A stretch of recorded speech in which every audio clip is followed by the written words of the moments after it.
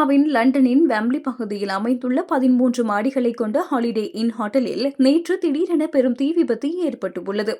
Empire வே பகுதியில் உள்ள இந்த ஹோட்டலின் 2ஆம் மாடியில் பிற்பகல் 12:34 மணியளவில் தீ பரவியதை அடுத்து அங்கிருந்த சுமார் 150 பேர் உடனடியாக அவசரமாக வெளியேற்றப்பட்டனர்.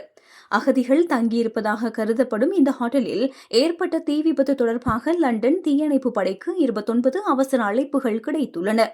தகவல் அறிந்ததும் பார்க் ரோயல், வில்ஸ்டன் மற்றும் நோர்த்ஹோல்ட் ஆகிய தீயணைப்பு நிலையங்களைச் சேர்ந்த 40க்கும் மேற்பட்ட தீயணைப்பு வீரர்களும் 6 தீயணைப்பு வாகனங்களும் சம்பவ இடத்திற்கு விரைந்து தீவிர நடவடிக்கையில் ஈடுபட்டனர்.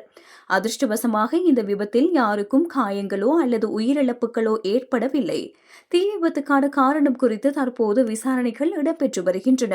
பிரித்தானியாவில் இந்த ஆண்டில் பதிவான 5வது கடும் வெப்ப அலை நிலவி வரும் பின்னணியிலேயே இந்த விபத்து நடந்துள்ளது.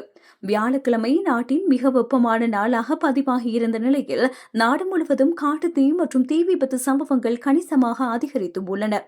மேற்கு மிட்லாண்ட்ஸ் பகுதியில் 24 மணி நேரத்தில் 11 பெரிய தீ விபத்துக்கள் ஏற்பட்டுள்ளதோடு ஸ்டாட்பிரிட்ஜ் பகுதியில் ஏற்பட்ட பயங்கர காட்டுத்தீ 40 ஏக்கர் நிலப்பரப்பை சாம்பலாக்கியுள்ளது.